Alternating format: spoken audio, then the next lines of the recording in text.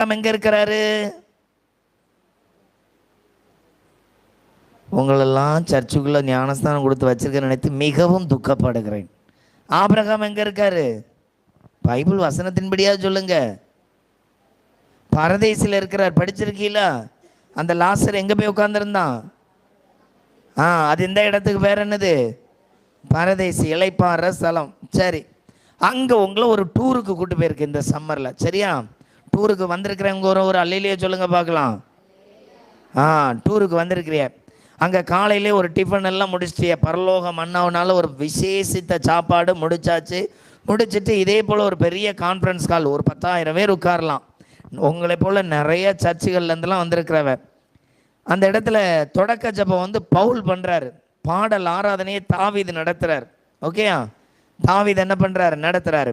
அடுத்தாப்பில் பார்த்தீங்கன்னா அங்கே சாட்சி பகுதி, பேதுரு அந்த சாட்சி பகுதி நடத்துகிறாரு. ஒரு சின்ன பிள்ளை எழுந்து சொல்லுது, நான் நாகமான்கிற ஒரு குஷ்டரோகி வீட்டில் என்ன பண்ணேன்? அடிமை பெண்ணா வேலை பார்த்தேன்.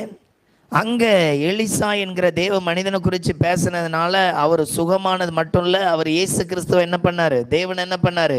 ஏற்றுக்கொண்டார். அப்படின்னு அந்த பிள்ளைக்கு கிளாப் பண்ணி அந்த பிள்ளைக்கு ஒரு மோதிரம், ஒரு கோல்டு கிரீடெல்லாம் வச்சு அப்படியே பரலோகத்துக்கு கூட்டு போனாங்க. கற்பனை. சரியா?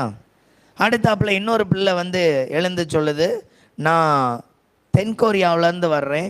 நான் என்னுடைய ஸ்கூலுக்கு போகிற நாட்களில் ஒரு நியூ டெஸ்ட்மெண்ட்டை ஒரு வாலிப அண்ணனுக்கு கொடுத்து அவங்களுக்கு சுவிசேஷம் சொன்னேன். முதல்ல என்னை அடிச்செல்லாம் விரட்டி விட்டாங்க. மறுபடியும் போய் என்ன பண்ணேன்? சொன்னேன். அவங்க ஏற்றுக்கொண்டாங்க. அவங்க தான் உலகத்திலேயே பெரிய சர்ச் வச்சுருக்கிறாங்க. 10 லட்சம் மெம்பர்ஷிப் வச்சுருக்கிற பால் யாங்கிச்சோ. ஒரு அல்லையிலேயே சொல்லுங்க பார்க்கலாம். அந்த பிள்ளையை கட்டி பிடிச்சி கையெல்லாம் கொடுத்து பேதரெல்லாம் குலுக்கி இன்னொரு பெரிய கிரீடத்தை எடுத்து அதுக்கு வச்சு என்ன பண்ணுறாங்க? அப்படியே அனுப்பிவிடுறாங்க. இப்போ மயிலாப்பூர் சிஎஸ்ஐ சர்ச்சிலேருந்து ஒரு ஆளை சாட்சி எழும்ப சொல்கிறாங்க. எழும்பி என்ன சொல்லுவிய? கடந்த வாரம் முழுவதும் கர்த்தர் கண்மணி போல் பாதுகாத்தார், கர்த்தருடைய நாம மகிமைப்படுவதாக, என் பையனுக்கு புதுதாக வேலை வாங்கி கொடுத்தாருன்னு சாட்சி சொல்லுவீங்களா? எங்கள் தெருக்கல்லேருந்து 30 சின்ன பிள்ளைகளை ரெட்ஷிப்பில் நடத்தியிருக்கிறேன்னு சொல்லி சாட்சி சொல்லுவீங்களா? இப்போ சொல்லுங்கள். பரலோகத்துக்கு போகணுங்க. எப்படி இருக்கிறிய? புரியுதா உங்களுக்கு? ஆண்டவரை தேடுறதுனால, சர்ச்சுக்குள்ளே வந்ததுனால நான் சித்தம் செய்கிறதா இல்லைங்க.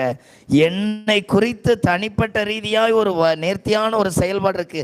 யார் மேல் அபிஷேகம் ஊற்றப்படும் தெரியுமாங்க? நல்லா ஜெபிக்கணும்னு ஆஞ்ச வர்றவன் மேலதான் ஆத்தும பாரமுள்ள ஒரு ஜெபம் உண்டாகும். ஆத்துமாக்கள் அழிந்து போகக்கூடாதுன்னு ஒரு எண்ணம் வர்றவன் மேலதான் மன்றாட்டின் ஆவிகள் ஊற்றப்படும். தூங்குறவர்கள் மேல் அல்ல.